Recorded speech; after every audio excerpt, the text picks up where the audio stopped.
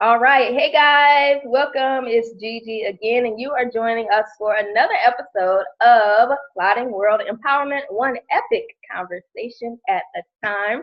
And today's guest is Jenn Benoit, Jennifer actually, and she's a life coach. She's a licensed clinical social worker. She's founder of B Theory, which we'll talk about, and CEO of Starting Today Coach LLC. And for the past 8 years, she's been helping women fall in love with their lives.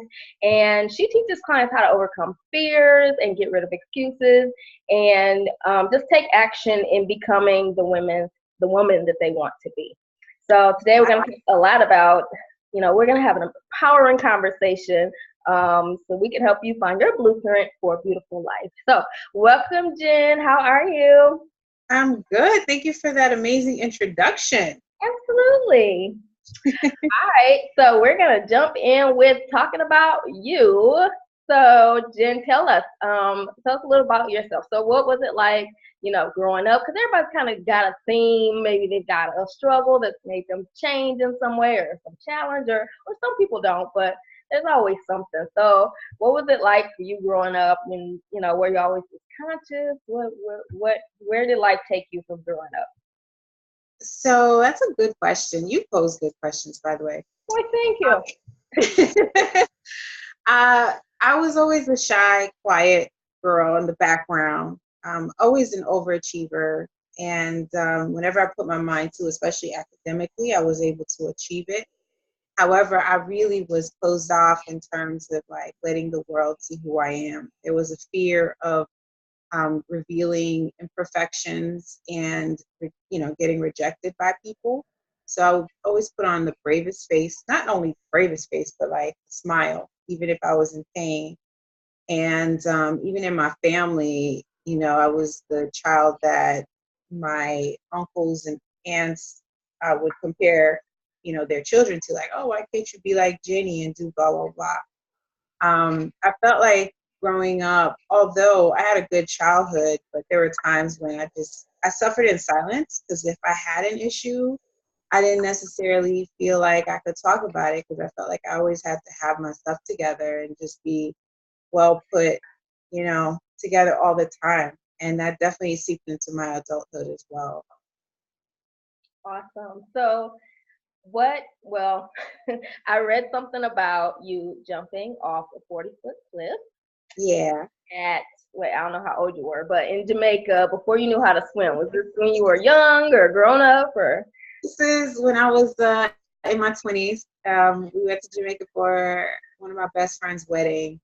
And a part of my personality is that I am adventurous. And so I don't necessarily think things all the way through. Sometimes I don't want fear to like immobilize me. But I just was like, oh my gosh, this backdrop is beautiful.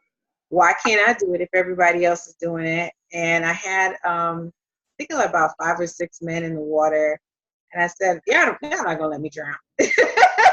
You jumped off a 40-foot cliff. Yeah, I did. And I belly flopped at that. Yeah, but it was fun. I get to talk about it now because I did it. Did it hurt? Didn't it hurt when you just go? Yeah, I didn't even know. I didn't even realize what I was doing. I just jumped. And they're like, why did you do it like that? I didn't plan it out, obviously, but it was really fun. Okay, awesome. Did that like make you a little more fearless, or you just are this way, or you were that way? When it comes to certain areas of my life, that's just how I operate. And it didn't really change anything for me in terms of, being more cautious or more adventurous. It's just a part of my personality. I hope one day to skydive, Yeah. Bungee jump. Have you done it? I haven't. I want to skydive yet. Yeah, I want to skydive. I have bungee jumps before, and yeah, it's just the kind of stuff that's like exhilarating. Let me skydive and I'll get back to bungee jumping. We'll see about that. All right. So I know you talk about, in your life, this thing about perfectionism, and everybody, well, I know I am totally a recovering perfectionist. So um, Mhm. let's talk about why you were living that way. I know you said that, everybody treated you like you always had to have your stuff together, or at least that's how you felt about it. Right, Um, right. why were you, why do you think you were being a perfectionist, and what happened to change your perspective of that? So I think that I got somehow in my head that the way that I receive love and the way that I receive approval is by doing good, being good. And it just stuck with me. Like, if you want to get love from people, you have to be this kind of way. And so I don't know if it's because of the fact that, I got a lot of praise for doing well in school and being a good child. I just assumed, okay, I have to do all areas of my life like this in order for me to constantly get the love that I want or the approval that I'm seeking. It wasn't until later on down the line that I realized that really, like, authentic relationships and connections with people are formed by being vulnerable and showing, at times your weaknesses and allowing people in, because that was a big thing. I wasn't really letting people see me in all of my humanity. I was more than willing to show you my strengths, but I definitely was afraid that if I show you my weaknesses, you're gonna leave and you're not gonna think I'm so great anymore. And yeah, it definitely was a big crutch for me. So why do So you think now it's so important to be, or what does it mean to you to really be your authentic self? I mean, it's everything because I realized that I wasn't like really forming the kind of relationships that I truly wanted because it was all surface, because I won't share X amount of, like, I'll only go so deep with you before I feel like you're gonna reject me if I show you more. Or, you know, um, I think it also affected my sense of freedom, in terms of just being a person on this planet. I should be able to cry if I want to. And I'm a Cancer, so I'm a crier anyway.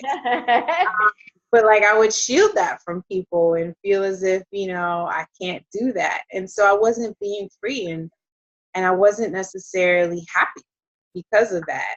Um, and so it's everything to me to be able to have, like, even these type of conversations where I'm telling you, you know, all of my vulnerabilities, and I'm okay with that. Not only am I okay with that, but it juices me up because I know I'm not the only one, and revealing, you know, um, all of the weaknesses, I give people permission to do the same and also know that it's totally okay. Like, there's beauty in all of that. I mean, how important do you think that is to life? Like for a woman to just show up and be. I know it's really challenging. It took me a long time to shed some of my masks, and it's still an ongoing process.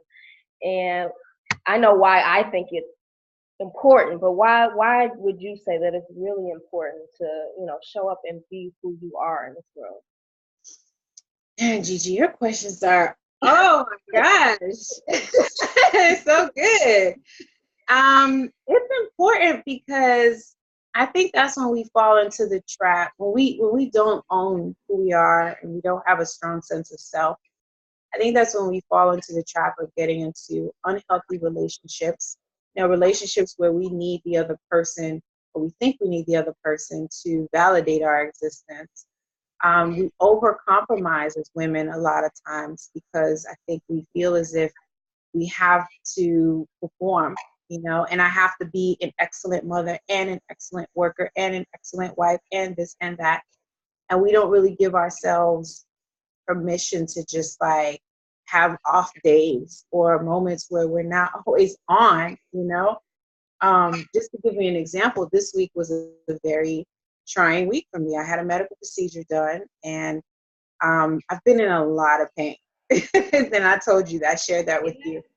And so for me, I didn't want to be on the phone this week. I didn't necessarily want to like tell people, hey, I need a little bit of help, which I realize is something that, I'm working on that, like asking for support.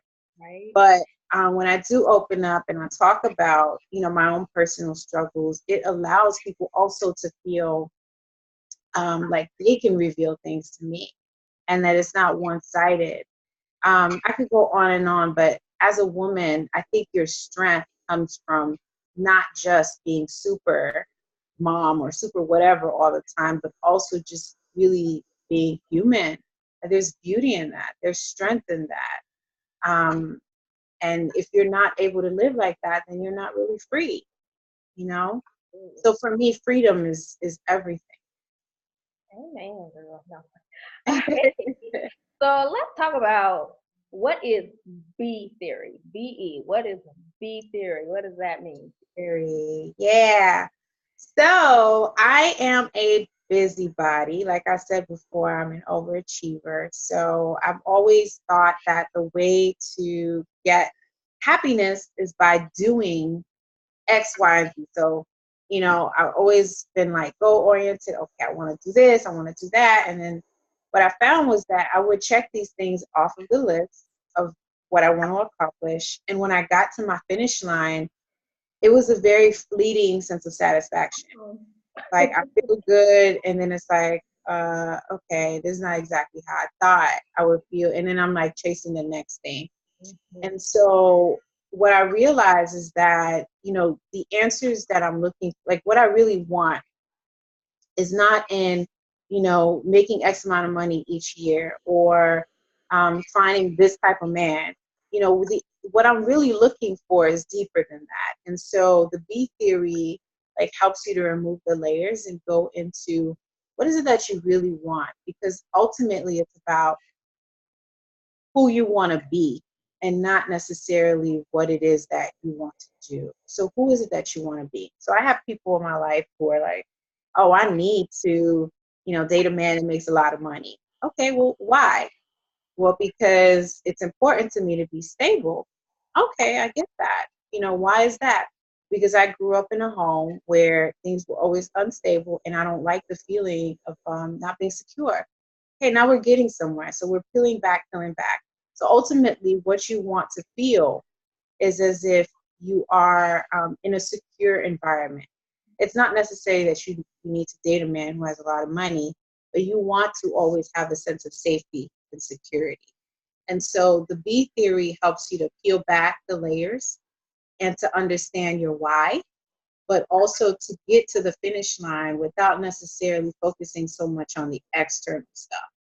So I've shared this example many times. Instead of saying, I need to fit into a size 4 for spring break, which is great, nothing wrong with that, because you want to take Instagram pictures and you want to look cute. We all want to. However, what if we said, I want to focus instead on, having a healthier lifestyle because I want to be around for my children and I want to feel more energized when I wake up in the morning and I want to be able to perform my work to the best of my ability.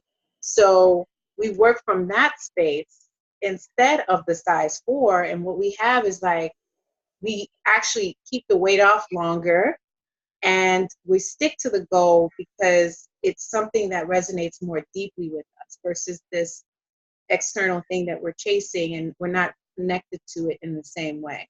Exactly. I love that answer. Thank you. Guess who's calling me right now? Huh? I said, guess who just called me? Oh, My brother. oh your brother.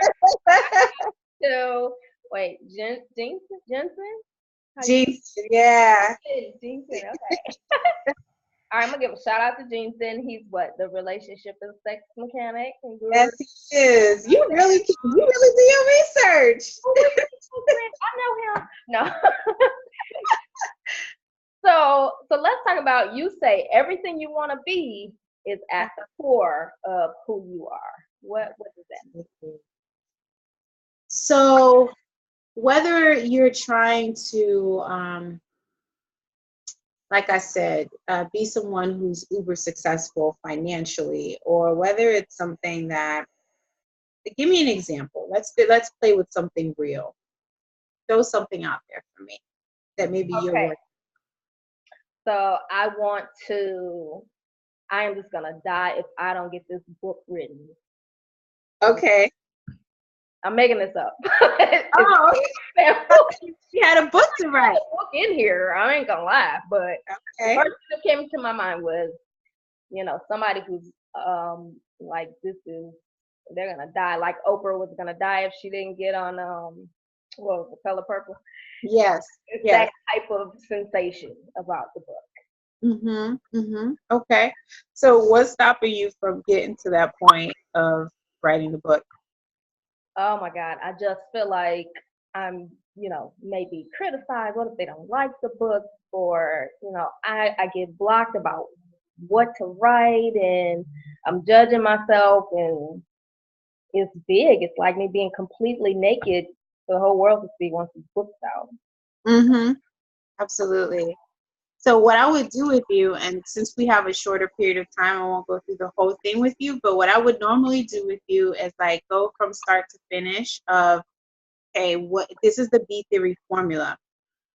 And so this is how I say we get to the core. So what are your values? So you would tell me your three main values in terms of the way you see the world, what's important to you. And then we couple that with what are the areas of your life where you might be playing victim without realizing it by, maybe being disempowered. Where is fear playing a role? Where are you playing it small? So this is the power aspect. So the B theory formula is about values, power, and then the last part of it is your vision. So in order to move towards something, you really have to know what you're moving towards. And instead of focusing on the goal itself, who's the higher self that you will be by finishing that book?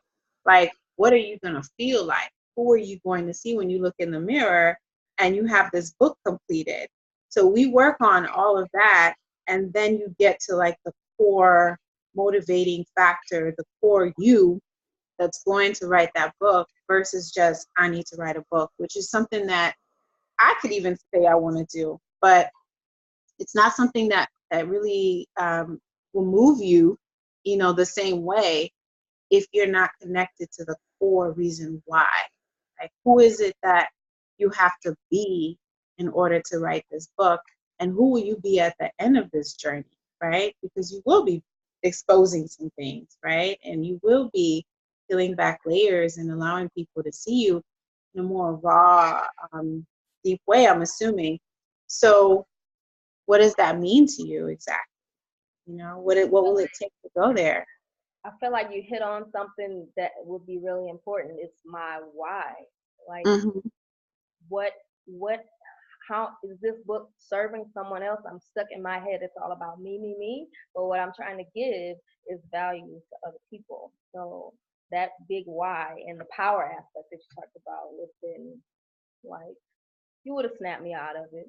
I'll tell Excellent. you what, I'll send you a copy of my workbook, the B Theory workbook. Um, and after we get offline, you could just send me your address, and then you can actually work in it yourself. Oh, And you have go, a workbook. Awesome. yeah, I'll send it to you. Okay, fantastic. So speaking of workbooks, you also have a book, Powerful Affirmations, Change Your Life One Thought at a Time. And so I want to ask you your opinion on why you think thoughts are so important in changing someone's life. Yeah. So I am also a licensed clinical social worker, as you mentioned, which means that I'm a therapist by trade. And I talk to people all the time about not just their problems, but what are we thinking to cause us to feel a certain way. I don't know if you've ever heard of the cognitive behavioral therapy model. It's a very, Yes. yeah, it's a very popular model. It's evidence-based, so that's why, at least in America, we use it a lot. So it all goes back to what is it that you're thinking? What's the thoughts that are connected to this feeling that you're experiencing? And what is it, how is it connected to what you do? So thoughts, feelings, and behaviors are all connected. But when we go down to the very meat of it, it's everything that we do. It's based off of how we see ourselves, how we see the world around us. And so when we're able to change our thinking, we're able to really change our whole lives. But it takes time. It takes time to like deprogram the thoughts that we've been so accustomed to attaching ourselves to, especially because our parents tell us certain things about who we are and what we're capable of. And, we have the voice of society. We have the voice of, our own voices, which can sometimes be very limiting. And so when we're able to not just like change the thought, but first identify it, what is it that I say to myself every day? And then do something about that and make it more powerful and life changing. So even if I don't believe today I'm beautiful and strong, you say it enough and you will start to replace the thought that I am unattractive and I am weak. Just say it enough. And, the affirmations are so, so powerful. And that's why, these days, I don't know if you've seen some of those videos where the parents, tell their kids, like Oh, my empowering things before they go favorite to video. school. I Yes, love those videos. But yes. like kid will mimic what the parent says, but you'll see that that child will most likely grow up with a different level of self-confidence and self-assuredness and just Mhm. sense of self altogether, Yes. because these things have been drilled in their heads since youth. I wish all kids could have that. I wish I, as a child, could Have have that. that. Yeah, absolutely.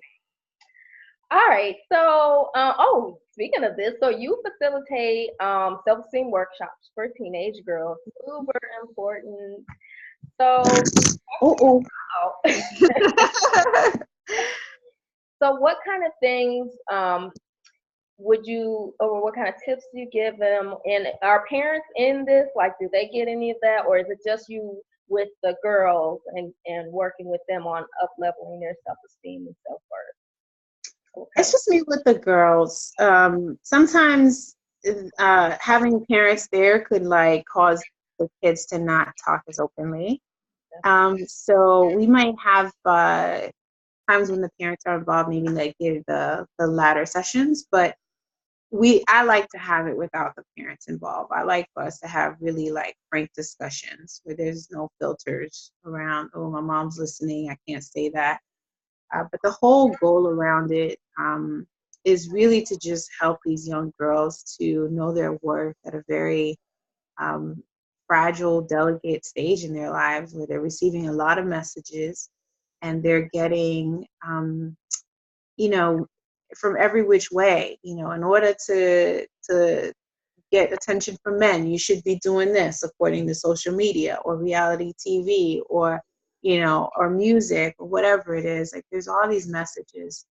And I know for myself, I definitely suffered with low self-esteem as a child. And it made me afraid of people. It made me very, um, I just was in my shell. I made bad decisions when it came to relationships. I definitely didn't make good choices because of that low self-esteem. And not only did I have low self-esteem, but I was looking in all the wrong places to fill that up. But no matter what I did, it wasn't enough because of the fact that it started with me not understanding that regardless of anything I do, my value does not change. And that's the biggest message that I share with these girls is that, your worth has nothing to do with the outfit, the makeup, the braids, the money, the anything. You were born precious. You were born valuable. And there's nothing that you can do to take that away or add to it. And so that is and I find that even with the adult women that I work with, that's such a foreign concept that you're just enough just because. You don't have to do anything. You're just enough.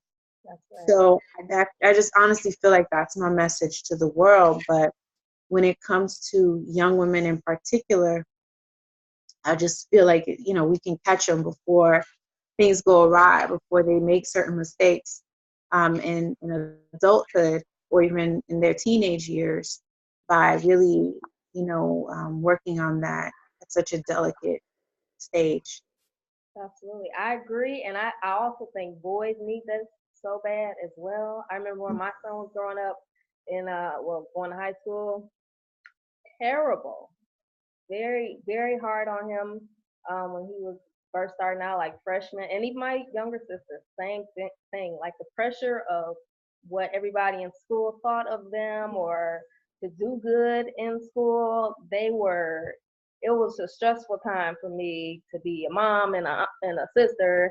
Um, but thank God, these kinds of things that you talk about, the self-esteem and letting them know their worth is what I could instill in them, and they're doing well right now. But you self-esteem workshops and everything you just said is like so important. If we could teach our youth this right now, we could do a lot of good things in the world and change the trajectory of, because things are a little crazy right now on the planet, a little crazy, and they need to hear things like this about themselves often. Yeah.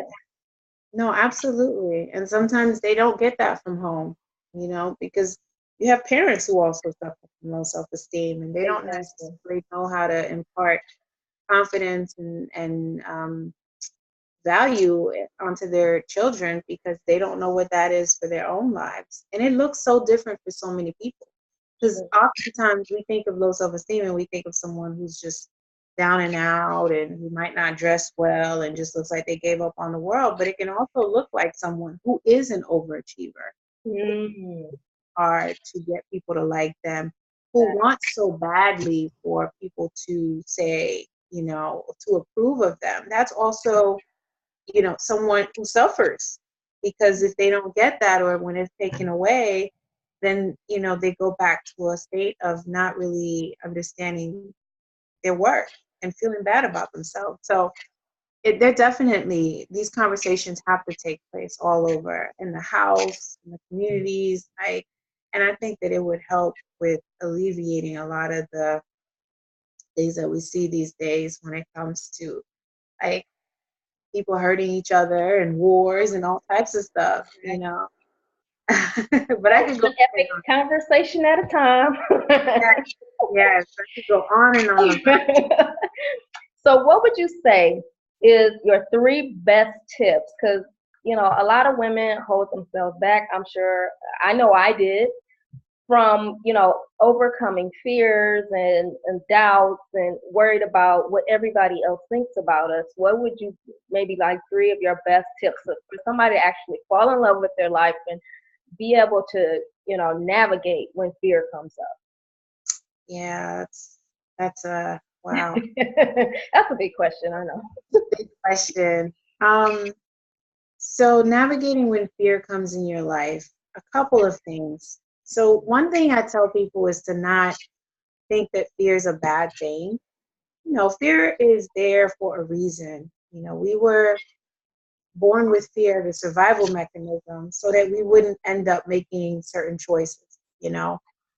So it's something that is there to help us and not to hurt us. However, fear kicks in sometimes when we don't necessarily need it to be there.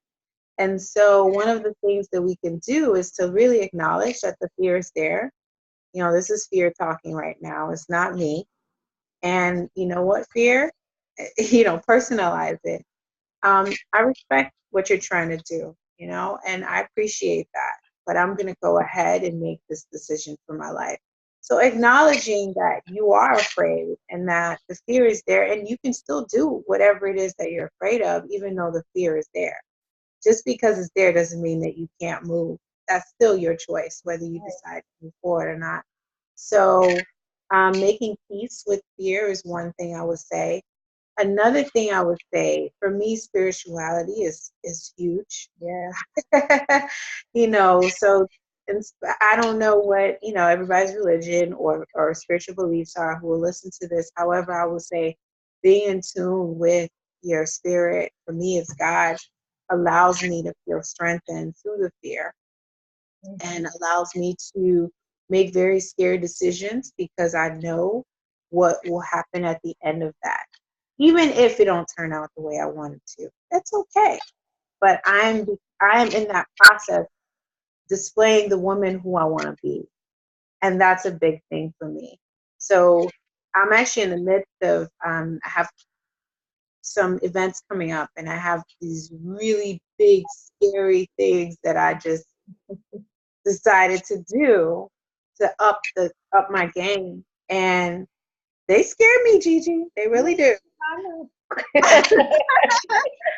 But I honestly feel like my spirit is calling me to this next level. And in order to be great, I have to overcome fear because it's very easy to stay in your comfort zone and to do things that are safe. So spirituality helped me to make those type of decisions because I don't have to know how or what. I just have to know this is what I'm called to do. I don't have to know all the ins and outs because that's what fear would make you do too. Like, oh, I have to have this whole plan, Yeah. from Z. I gotta know everything before I jump into it. But faith will have you say, hey, you know what? Even if I don't know exactly how it's gonna happen, I have faith that it will happen in my favor. Yeah. So that's number two. And then a third tip to overcome fear, I think would be to really just start to tell people about things and so that you can hold yourself accountable. Right? So, You just did actually, it, girl. You just kind of did I it. just, right. But when you start putting things on paper, that's great because that's one way to hold yourself accountable, but only you know what you put on paper. Right? But when you announce things to people, and when you put like skin in the game, you put money into it, or you start putting things on the calendar, then it becomes a little bit more real. Then it becomes something where you can't like talk yourself out of it the same way. So I actually have been a part of a number of accountability groups, which has helped me tremendously because when I'm not doing what I say I'm going to do, they'll be like, what happened? And what can we do to support you? Because support goes a long way and helping us to also see ourselves differently too. Having people to say, you are this, that, and the other when we forget who we are is good. Yeah. Like, really need it. Sisterhood and just bonds. So those are the three things I would recommend. Well, those are excellent, especially the last one. Excellent. That's the main one. From accountability, everybody needs that. Even if they try to pretend they can do it all by themselves, everybody needs a little accountability. Yeah. Awesome. So, do you have anything awesome for my audience or a way to get in contact with you or where you're at in cyberspace? How can they find out more about you? So, off the top of my head right now, what I would like to offer is a special deal for your audience. Anyone who types in GG when you go to my website at startingtodaycoach.com, I'll give you 50% off of my 21 Days to Outrageous Self-Love program. Awesome. I just came up with that just now, Gigi. So. Good. That's the best one. And besides that, I'm on Instagram, Jennifer Benoit 1, and I'm on Facebook, Jennifer Benoit. I'm on Twitter, not so much, but I'm on Twitter, starting today B. And yeah, I have content on SoundCloud as well as on YouTube. So feel free to like listen to some of the blog posts that I've interviewed people and just kind of like put out to the world. And yeah, I think that's about it. So I want to make sure everybody's got the info right and can spell everything. The website is Starting Today Coach. Yes. StartingTodayCoach.com. And Uh-huh. Jennifer's last name is spelled Benoit. I'm gonna put the links below this video anyway, but I put all that stuff in there, but just in case people don't know where to go. All right, it has been an absolute pleasure to talk to you. You had great answers, and you said my questions were good. You had great answers, so it was a pleasure. I am sure this is going to serve a lot of women. So thank you for coming on and being a blessing with your expertise today.